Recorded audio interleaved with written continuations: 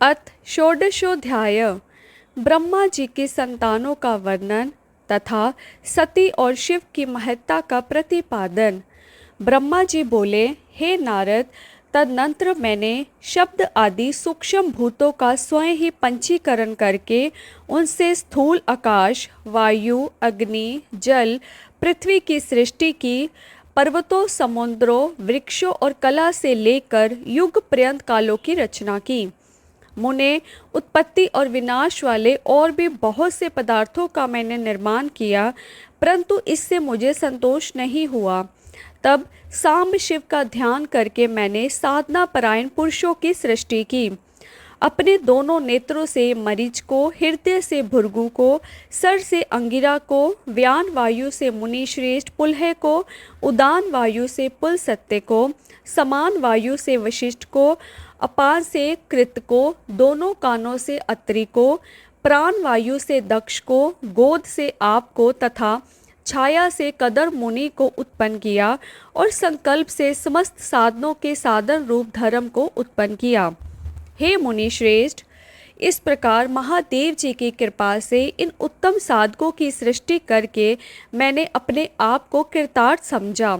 हे तात, तत्पश्चात संकल्प से उत्पन्न हुआ धर्म मेरी आज्ञा से मानव रूप धारण करके उत्तम साधकों के द्वारा आगे परिवर्तित हुआ। हे मुने, इसके बाद मैंने अपने विभिन्न अंगों से देवता, असुर आदि असंख्य पुत्रों की सृष्टि की और उन्हें भिन्न भिन्न शरीर प्रदान किया। तदनंतर अंतर्यामी भगवान शंकर की प्रेरणा से अपने शरीर को दो भागों में विभक्त करके मैं दो रूपों वाला हो गया। हे नारद, आधे शरीर से मैं स्त्री हो गया और आधे शरीर से पुरुष।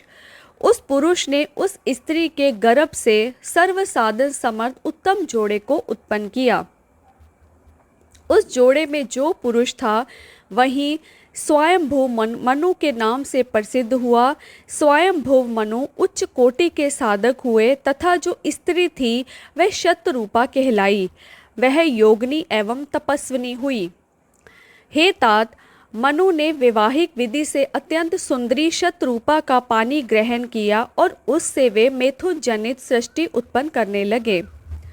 उन्होंने शतरूपा से प्रियव्रत और उतानपाद नामक दो पुत्र और तीन कन्याएं उत्पन्न की। कन्याओं के नाम थे आकुति, देवहूति और प्रसूति। मनु ने आकुति का विवाह प्रजापति रुचि के साथ किया। मझली पुत्री देवहूति कदर्म को ब्याह दी और उतानपाद की सबसे छोटी बहन प्रसूति प्रजापति दक्ष को दे दी। उनमें प्रसूति की संतानों से समस्त चराचर जगत व्याप्त है। रुचि के द्वारा आकुति के गर्भ से यज्ञ और दक्षिणा नामक स्त्री पुरुष का जोड़ा उत्पन्न हुआ। यज्ञ से दक्षिणा के गर्भ से 12 पुत्र हुए। हे मुने, करदर्म द्वारा देवहूति के गर्भ से बहुत सी स्त्रियां उत्पन्न हुई। दक्ष से 24 कन्याएं हुई। दक्ष से उनमें से श्रद्धा आदि 13 कन्याओं का विवाह धर्म के साथ कर दिया। हे मुनीश्वर, धर्म की उन पत्नियों के नाम सुनिए। श्रद्धा लक्ष्मी, धृति, तुष्टि, पुष्टि, मेधा, क्रिया, बुद्धि, लज्जा, वसु, शांति, सिद्धि और कृति, ये सब 13 हैं।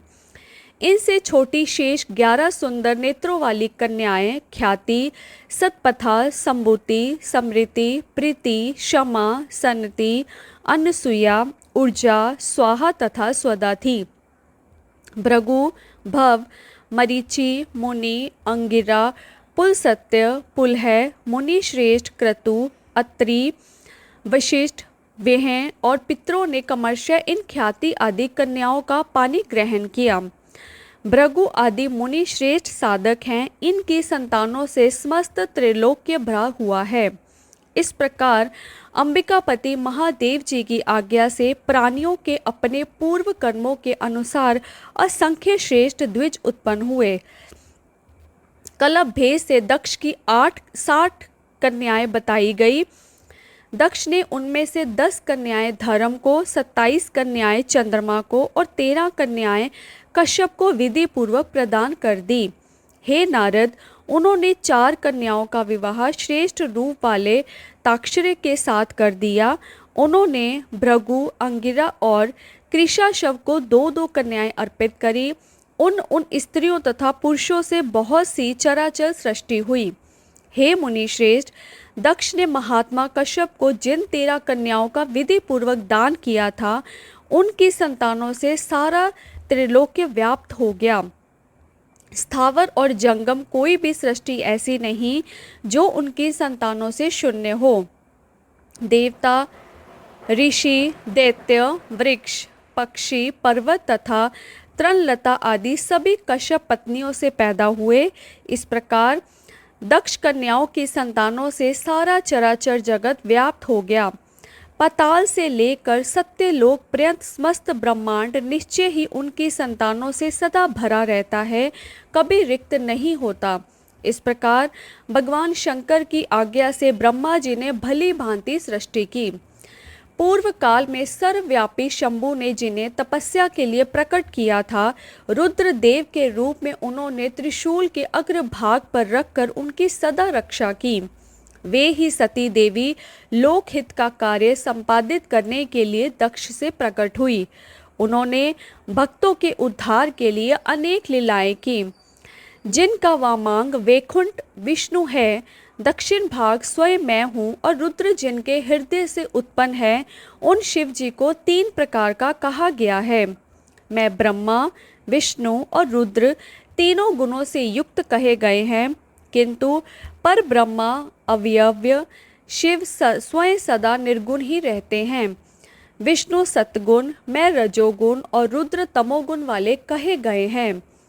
लोकाचर में ऐसा व्यवहार नाम के कारण किया जाता है, किंतु वस्तु तत्व इससे सर्वथा भिन्न है। विष्णु अंतःकरण से तमोगुण और बाहर से सत्व गुण से युक्त माने गए हैं। रुद्र अंतःकरण से सत्वगुण और बाहर से तमोगुण वाले हैं। हे मुने, मैं सर्वथा रजोगुण वाला ही हूँ। ऐसे ही सुरा देवी रजोगुणी है, वे सती देवी सत्व स्वरूपा हैं और लक्ष्मी तमोमयी हैं। इस प्रकार परम्बा को भी तीनों रूप वाला जानना चाहिए। इस प्रकार देवी शिवा ही सती होकर भगवान शंकर से ब्याही गई, किंतु पिता के यज्ञ में पति के अपमान के कारण उन्होंने अपने शरीर को त्याग दिया और फिर उसे ग्रहण नहीं किया। वे अपने परम पद को प्राप्त हो गई। तत्पश्चात देवताओं की प्रार्थना से वही ही शिवा पार्वती रूप से प्रकट हुई और बड़ी तपस्या करके उन्होंने पुनः भगवान शिव को प्राप्त कर लिया। हे मुनीश्वर, इस जगत में उनके अनेक नाम प्रसिद्ध हुए। उनके कालिका, चंडिका, भद्रा, चामुंडा, विजया, जया, जयंती, भद्रकाली, दुर्गा, भगवती, कामाख्या, कामदा, अम्बा, मृडानी और सर्वमंगला आदि अनेक नाम हैं जो भोग और मोक्ष देने वाले हैं। ये नाम उनके गुण और कर्मों के अनुसार है। इनमें भी पार्वती नाम प्रधान है। इस प्रकार गुणमय तीनों देवियां और गुणमय तीनों देवताओं ने मिलकर सृष्टि के उत्तम कार्य को निष्पन्न किया। मुनि श्रेष्ठ, इस प्रकार मैंने आपसे सृष्टि कर्म का वर्णन किया है। ब्रह्मांड का ये सारा भाग भगवान शिव की आज्ञा से मेरे द्वारा रचा गया है। भगवान शिव को पर ब्रह्मा कहा गया है। मैं विष्णु और रुद्र ये तीनों देवता गुण भेद से उन्हीं के रूप हैं। निर्गुण तथा सगुण रूप वाले वे स्वतंत्र परमात्मा मनोरम शिव लोक में शिवा के साथ स्वच्छंद विहार करते हैं। उनके पूर्वाता रुद्र ही साक्षात शिव कहे गए हैं। उन्हीं पंचमुख शिव ने कैलाश पर अपना रमणीक भवन बना रखा है। प्रलय काल में ब्रह्मांड का नाश होने पर भी उसका नाश कभी नहीं होता। इति श्री शिव महापुराणे द्वितीयायां रुद्र संहितायां प्रथम खंडे सृष्टुपकरम ब्रह्मा नारद संवादे सृष्टि वर्णनम नाम षोडशोऽध्याय। इस प्रकार श्री शिव महापुराण के अंतर्गत द्वितीय रुद्र संहिता के प्रथम खंड में सृष्टि उपकरण में सृष्टि वर्णन नामक 16वां अध्याय पूर्ण हुआ। हर हर महादेव।